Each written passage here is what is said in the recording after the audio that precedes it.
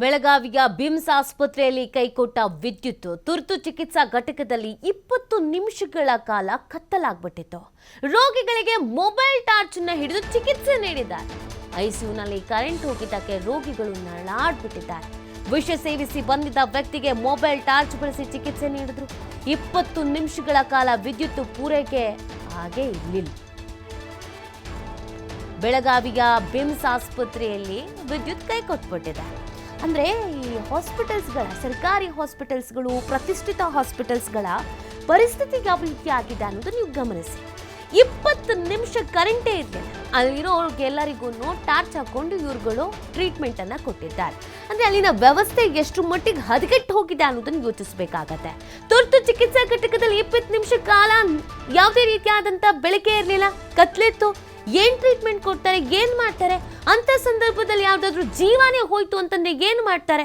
ಒಂದು current ವ್ಯವಸ್ಥೆಗಿಲ್ಲ, current ಹೋದ್ರೆ ಬದಲೇ ವ್ಯವಸ್ಥೆ ಇಲ್ಲ ಅಂತ ಅಂದ್ರೆ ಇನ್ ಏನಲ್ಲಿ ಕೆಲಸ ನಡೆಯುತ್ತೆ? ಯಾಕೆ ಇಷ್ಟೊಂದು ನಿರ್ಲಕ್ಷ್ಯ? ಪಾಪ ಇಲ್ಲಿಗೆ ನಂಬ್ಕೊಂಡು ಬರ್ತಾರಲ್ಲ ಆ ರೋಗಿಗಳು ಎಲ್ಲಿಗೆ ಹೋಗ್ಬೇಕು, ಏನು ಮಾಡಬೇಕು? ಇದು ಒಂದೆರಡು ಬಾರಿ ಈ ಥರದ ಕಥೆಗಳಲ್ಲ, ಪ್ರತಿ ಬಾರಿಯೂ ಏನಾದ್ರೂ ಒಂದು ಎಡವಟ್ಟುಗಳು ಆಗ್ತಾನೆ ಇರತ್ತೆ. ಈ ಬೆಳಗಾವಿಯ ಹಾಸ್ಪಿಟಲ್ಗೆ ಅಕ್ಕಪಕ್ಕ ಜಿಲ್ಲೆಗಳಿಂದಲೂ ಕೂಡ ರೋಗಿಗಳು ಬರ್ತಾರೆ.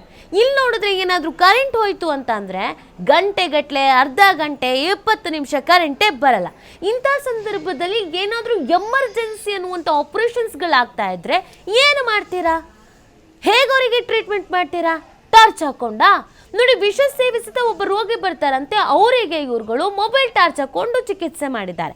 ಓಕೆ, ಡಾಕ್ಟರ್ ಬಿಡಿ, ಪಾಪ ಅವ್ರು ಏನು ಮಾಡ್ತಾರೆ, ಅವ್ರು ಕೆಲಸ ಮಾಡೋದಲ್ಲೇ ಟ್ರೀಟ್ಮೆಂಟ್ ಕೊಡ್ದೇನೆ ಕರೆಂಟನ್ನು ಅವರೇ ತರಬೇಕು ಅಂತ ನಾವು ಹೇಳ್ತಾ ಇಲ್ಲ. ಸಂಬಂಧಪಟ್ಟವ್ರು ಯಾರು ಇರ್ತಾರೆ, ಏನು ಮಾಡ್ತಾ ಇರ್ತಾರೆ? ನಮ್ಮಲ್ಲಿ ಕರೆಂಟ್ ಹೋಯ್ತು ಅಂತ ಅಂದರೆ ಸಮಸ್ಯೆ ಆಗುತ್ತೆ ಅನ್ನೋದು ಗೊತ್ತೇ ಇರೋದಿಲ್ವಾ? ಅದಕ್ಕೊಂದು ವ್ಯವಸ್ಥೆ ಅನ್ನೋದು ಮಾಡ್ಕೊಳ್ಬೇಕು ಅನ್ನೋದು ಅರಿವೇ ಇರೋದಿಲ್ವಾ? ಕೋಟಿ ಕೋಟಿ ಅನುದಾನಗಳು ಅಭಿವೃದ್ಧಿಗೆ ಅಂತ ಮೀಸಲಿಡೋದೆಲ್ಲ ಎಲ್ಲಿಗೆ ಹೋಗುತ್ತೆ? ಪ್ರಶ್ನೆ ಅಲ್ವಾಗಿತ್ತು. ಇವತ್ತು ಯಾರ್ದಾದ್ರೂ ಜೀವ ಹೋಗ್ತಾ ಇದ್ದಿದ್ರೆ ಅಲ್ಲಿ ಹೆರಿಗೆಗೆ ಅಂತನೋ ಅಥವಾ ಎಮರ್ಜೆನ್ಸಿ ಆಕ್ಸಿಡೆಂಟ್ ಆಗಿ ಯಾವುದೋ ಕೇಸಸ್ ಬಂದಿದ್ದು, ಯಾವುದೋ ಆಪ್ರೇಷನ್ಸ್ ಅಂತ ಬಂದಿದ್ರು, ಆ ಟೈಮಲ್ಲಿ 20 ನಿಮಿಷ ಕರೆಂಟ್ ಇಲ್ಲ ಅಂತ ಅಂದರೆ ಹೆಂಗೆ ಸ್ವಾಮಿ ಮಾಡೋಕ್ಕೆ ಸಾಧ್ಯ ಆಗತ್ತೆ? ಯಾರ್ದಾದ್ರು ಜೀವನೇ ತೆಗೆದು ಬಿಡ್ತೀರಲ್ಲ, ಯಾರತ್ರ ಜವಾಬ್ದಾರಿ ಒಪ್ಕೊಳ್ತಾರೆ, ವಹಿಸ್ಕೊಳ್ತಾರೆ? ಐಸಿಯುನಲ್ಲಿ 20 ನಿಮಿಷ ಕರೆಂಟೇ ಇರಲಿಲ್ವಂತೆ. ಇನ್ಯಾವ ಥರದ ಟ್ರೀಟ್ಮೆಂಟ್ ಸಿಗುತ್ತೆ? ಕ್ವಾಲಿಟಿ ಟ್ರೀಟ್ಮೆಂಟ್ ಏನ್ರಿ ಸಿಗುತ್ತೆ ಅಲ್ಲಿ? ಇದಕ್ಕೆ ಯಾಕೆ ನಾವು ಬೆಳಗಾವಿಯಲ್ಲಿ ಉತ್ತಮವಾದಂಥ ಹಾಸ್ಪಿಟಲ್ ನಿರ್ಮಾಣ, ಅದಕ್ಕೆ ಕೋಟಿ ಕೋಟಿ ಅನುದಾನ ಬಿಡುಗಡೆ, ಮತ್ತೆ ಅದನ್ನು ಉತ್ತೇಜನಗೊಳಿಸುವಂಥದ್ದು ಯಾಕೆ ಈ ರೀತಿ ಅದನ್ನು ಹೇಳಬೇಕು, ಮಾಡಬೇಕು? ರೋಗಿಗಳಿಗೆ ಮೊಬೈಲ್ ಟಾರ್ಚ್ ಹಿಡಿದು ಪಾಪ ಟ್ರೀಟ್ಮೆಂಟ್ ಮಾಡಿದ್ದಾರೆ ಅಂತ ಅಂದರೆ ಅಲ್ಲಿ ವೈದ್ಯರ ಪರಿಸ್ಥಿತಿ ಕೂಡ ಯೋಚನೆ ಮಾಡಿ. ಈ ಬಗ್ಗೆ ಮತ್ತಷ್ಟು ಮಾಹಿತಿಯನ್ನು ನೀಡ್ತಾರೆ ನಮ್ಮ ಪ್ರತಿನಿಧಿ ಶ್ರೀಧರ್. ಈ ಥರದ ಕಂಪ್ಲೇಂಟ್ಸ್ಗಳು ಬಿಮ್ಸ್ ಹಾಸ್ಪಿಟಲ್ದು ಇದೆ ಮೊದಲಲ್ಲ, ಒಂದು ತಿಂಗಳಲ್ಲಿ ಯಾವುದಾದ್ರೂ ಒಂದೊಂದು ಕೇಸಸ್ಗಳಂತೂ ಬರ್ತಾನೆ ಇರುತ್ತೆ. 20 ನಿಮಿಷ ಕರೆಂಟೇ ಇರಲಿಲ್ಲ ಅಂದರೆ ಎಮರ್ಜೆನ್ಸಿ ಯಾವುದೋ ಆಪ್ರೇಷನ್ನು, ಡೆಲಿವರಿನೋ, ಇನ್ನೊಂದು ಮತ್ತೊಂದು ಬಂದಿದ್ರೆ ಏನು ಮಾಡ್ತಿದ್ರು ಇವರು? ಏನು ಸಮಸ್ಯೆ ಆಯಿತು? ಯಾರ್ದು ಪ್ರಾಬ್ಲಮ್ ಇದು? ಬಿಮ್ಸ್ ಆಸ್ಪತ್ರೆಯಲ್ಲಿ ಆಗ್ಬೋದು ಅಂತ ಬಹುದೊಡ್ಡ ಏನು ಅನಾಹುತ ತಪ್ಪಿದೆ ಅಂತ ಹೇಳ್ಬೋದು. ಯಾಕಂದ್ರೆ ಬಿಮ್ಸ್ ಆಸ್ಪತ್ರೆಯಲ್ಲಿ ವಿದ್ಯುತ್ ಕೈ ಕೊಟ್ಟಿರ್ತಕ್ಕಂಥ ಹಿನ್ನೆಲೆಯಲ್ಲಿ ಕೆಲ ಕಾಲ ರೋಗಿಗಳು ಪರದಾಡುವಂತ ಸ್ಥಿತಿ ನಿನ್ನೆ ರಾತ್ರಿ ನಡೆದಿರ್ತಕ್ಕಂಥದ್ದು. ಏನು ಪ್ರಮುಖವಾಗಿ ಕರೆಂಟ್ ಹೋದ ಬಳಿಕ ತಕ್ಷಣವೇ ಜನರೇಟ್ ಆನ್ ಮಾಡ್ಬೇಕಾಗುತ್ತೆ. ಆದ್ರೆ ಜನರೇಟ್ ಆನ್ ಮಾಡೋದಕ್ಕೆ 15 ನಿಮಿಷ ಸಮಯ ಹೋಗಿರ್ತಕ್ಕಂಥ. ಹೀಗಾಗಿ 15 ನಿಮಿಷಗಳ ಕಾಲ ಏನಂದ್ರೆ ಬಿಮ್ಸ್ ಆಸ್ಪತ್ರೆ ತುರ್ತು ಚಿಕಿತ್ಸಾ ಘಟಕ ಆಗಿರ್ಬೋದು, ಐಸಿಯುನಲ್ಲಿದ್ದಂಥ ರೋಗಿಗಳಾಗಿರ್ಬೋದು, ಕರೆಂಟ್ ಇಲ್ಲದ ಕಾರಣಕ್ಕಾಗಿ ಒಂದಿಷ್ಟು ಪರದಾಡುವಂತ ಸ್ಥಿತಿ ನಿರ್ಮಾಣ ಆಗಿತ್ತು. ಜೊತೆಗೆ ಅಲ್ಲಿದ್ದಂತ ತುರ್ತು ಚಿಕಿತ್ಸಾ ಘಟಕದ ಕೆಲಸ ಅಥವಾ ಆಯಾ ವಿಭಾಗದಲ್ಲಿದ್ದಂತ ಏನು ವೈದ್ಯಕೀಯ ಸಿಬ್ಬಂದಿಗಳೇನಿದಾರೋ ಅವರೆಲ್ಲರೂ ಕೂಡ ಕೈಯಲ್ಲಿ ಮೊಬೈಲ್ ಟಾರ್ಚ್ ಅನ್ನು ಹಿಡಿದು ಒಂದು ಚಿಕಿತ್ಸೆ ಕೊಡುವಂತ ಸನ್ನಿವೇಶ ಸೃಷ್ಟಿಯಾಗಿತ್ತು. ಇದರಿಂದ ಒಂದಿಷ್ಟು ಏನ್ ರೋಗಿಗಳಾಗಿರ್ಬೋದು, ರೋಗಿಗಳ ಅಟೆಂಡರ್ಗಳಿಗೆ ಕೂಡ ಒಂದಿಷ್ಟು ಆತಂಕ ಕೂಡ ಮನೆ ಮಾಡಿತ್ತು. ಆದ್ರೆ ತಕ್ಷಣವೇ ಏನು ಜನರೇಟ್ ಆನ್ ಮಾಡೋದಕ್ಕೆ ಡಿಲೇ ಆಗಿರತಕ್ಕಂಥ ಹಿನ್ನೆಲೆಯಲ್ಲಿ ಈ ಒಂದು ಸಮಸ್ಯೆ ಉಲ್ಬಣ ಆಗಿದೆ ಅಂತ ಹೇಳ್ಬೋದು ನೀತಿ. ಆದ್ರೆ ಈ ರೀತಿ ಆಸ್ಪತ್ರೆಗಳಲ್ಲಿ ಆಗ್ಬಾರ್ದು. ಅಂದ್ರೆ ಕರೆಂಟ್ ಹೋದ ತಕ್ಷಣವೇ ಕರೆಂಟ್ ಏನು ಜನರೇಟ್ ಆನ್ ಮಾಡುವಂತ ವ್ಯವಸ್ಥೆ ಆಗಿರ್ಬೋದು, ಕರೆಂಟ್ ಅನ್ನ ಬರುವಂತ ನಿಟ್ಟಿನ ವ್ಯವಸ್ಥೆನ ಕಲ್ಪಿಸುವಂತ ಕೆಲಸವನ್ನ ಬಿಮ್ಸ್ ಆಡಳಿತ ಮಂಡಳಿ ಮಾಡಬೇಕು. ಯಾಕಂದ್ರೆ 1-2 ನಿಮಿಷ ಆದ್ರೆ ಇದು ಗೋಲ್ಡನ್.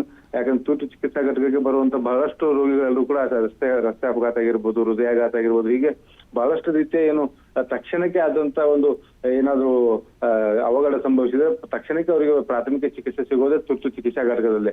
ಅಲ್ಲಿಂದ ಬೇರೆ ಬೇರೆ ವಿಭಾಗಕ್ಕೆ ಅವರನ್ನ ಶಿಫ್ಟ್ ಮಾಡಲಾಗುತ್ತೆ. ಹೀಗಾಗಿ ನಿನ್ನೆ ನಡೆದಂತ ಒಂದು ಘಟನೆ ಏನಿದೆ, ಘಟನೆ ಒಂದಿಷ್ಟು ಕೆಲ ಕಾಲ ಆತಂಕ ಸೃಷ್ಟಿ ಮಾಡಿದೆ ಮತ್ತು ಬಿಮ್ಸ್ ಆಸ್ಪತ್ರೆಯಲ್ಲಿ ಯಾವ ರೀತಿಯ ಒಂದು ವ್ಯವಸ್ಥೆ ಇದೆ ಅನ್ನೋದನ್ನ ಇಲ್ಲಿ ತೋರಿಸ್ಕೊಡುತ್ತೆ ನೀತಿ. ಶ್ರೀಧರ್, ಇನ್ನು ಇದಕ್ಕೆ ಸಂಬಂಧಪಟ್ಟಂತೆ ಯಾರಾದರೂ ಕ್ಲಾರಿಟಿ ಕೊಟ್ಟಿದ್ದಾರಾ? ಏನು ಪ್ರಾಬ್ಲಮ್ ಆಯಿತು, ಯಾಕೆ ಈ ಥರ ಆಯಿತು, ಈ ಹಿಂದೆ ಆಗಿತ್ತು ಅಥವಾ ಮುಂದೆ ಆಗಲ್ಲ, ಏನು ಸಮಸ್ಯೆಗೆ ಪರಿಹಾರ ಕಂಡುಕೊಂಡಿದ್ದೀವಿ, ಏನಾದರೂ ಹೇಳಿದಾರಾ?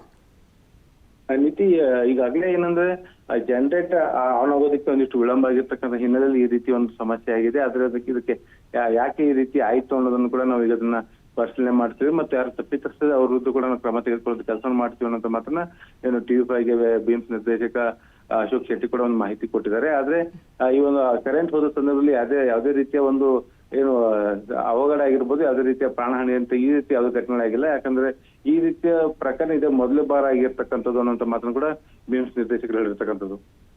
ಓಕೆ, ಥ್ಯಾಂಕ್ ಯು ಶ್ರೀಧರ್ ತಮ್ಮ ಡೀಟೇಲ್ಸ್ಗಾಗಿ. ಮೀಟಿಂಗ್